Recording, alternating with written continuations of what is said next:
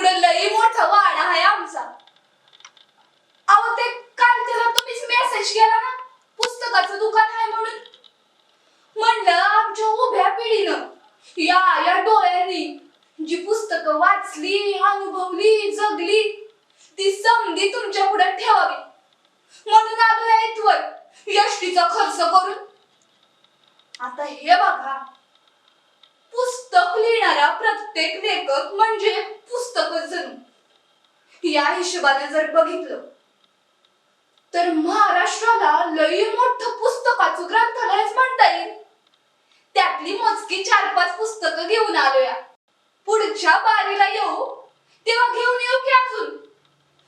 तर हे बघा पहिलं पुस्तक, बहुरूपी. हे पुस्तक म्हणजे आनंदाचा झरा जणू.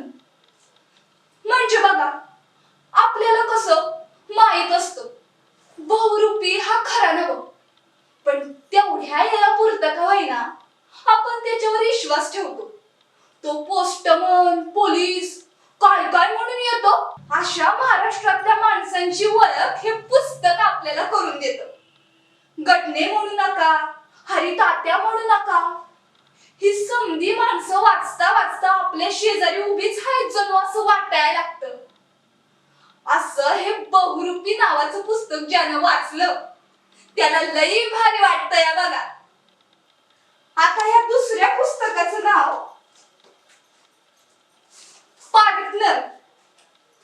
हे पुस्तक म्हणजे आपल्याला आपलीच माणसं नव्यानं सांगणार, चाकोरीतल्या माणसाला एका वेगळ्याच विश्वात नेणार. नोकरी, लोकल, चाल सारखं तेच ते करताना काहीतरी बोलायचं राहून जातं. ते कुणीतरी आपल्याशी बोलावं, आपण कुणाशी तरी बोलावं. अशा या समध्या गोष्टी हे पुस्तक आपल्याशी बोलतं. आणि मग चाकोरीतलं आयुष्य एकदम बदलल्यासारखं वाटतं बघा. आता हा अनुभव कसा आहे हे मी सांगितल्यावर काय तुमच्या ध्यानात यायचं नाही.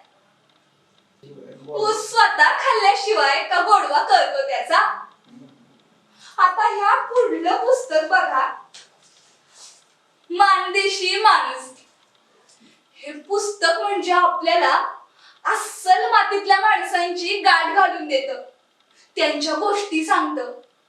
निळं पाणी, काळी माती, खळखळणारा झरा, या समध्यावाणी हे पुस्तक ही लई शुद्ध आहे बघा. जे खरं आहे ते जसंच्या तसं धावणार, साध्या भोळ्या माणसांची गाठ घालून देणार, बनगरवाडीतल्या कोकरावाणी गोड वाटणार.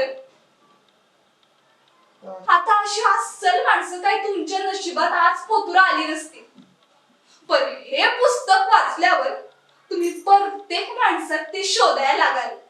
पैज आहे माझी. आता हे पुढलं पुस्तक म्हणजे उसण्या पांढरपेशा सभ्यतेला एक धक्काच. म्हणजे कोणी बोलणार नाही इतकं थेट आणि इतकं वास्तव हे पुस्तक आपल्याशी बोलतं. पुस्तकाचं नाव मुखवट्या पलीकडे. आता हे पुस्तक वाचायचं की नाही हा सवाल तुमचा आहे, पण ह्या खोट्या मोबाईल आणि इंटरनेटच्या ईश्वर हे पुस्तक एकदा वाचाच एवढंच सांगतो. आता हे पुढलं पुस्तक म्हणजे आजचं जग सोपं करून आपल्या पुढे मांडणार, स्वतःच्या हुशारीनं, बुद्धीनं आणि त्यापेक्षा जास्त साधेपणानं जिंकणार. पुस्तकाचं नाव आहे शारदा मूर्ती. ग्लोबल म्हणत असताना माणसाचं लोकल पण सांगणार. भारत गरिबांचा श्रीमंत देश आहे हे अनुभवातनं सांगणार.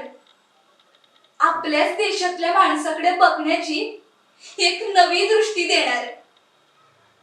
आता तुम्हीच सांगा, या पुस्तकाला पुस्तकं कशी म्हणावी बरं? याला तर ग्रंथच म्हणायला हवं.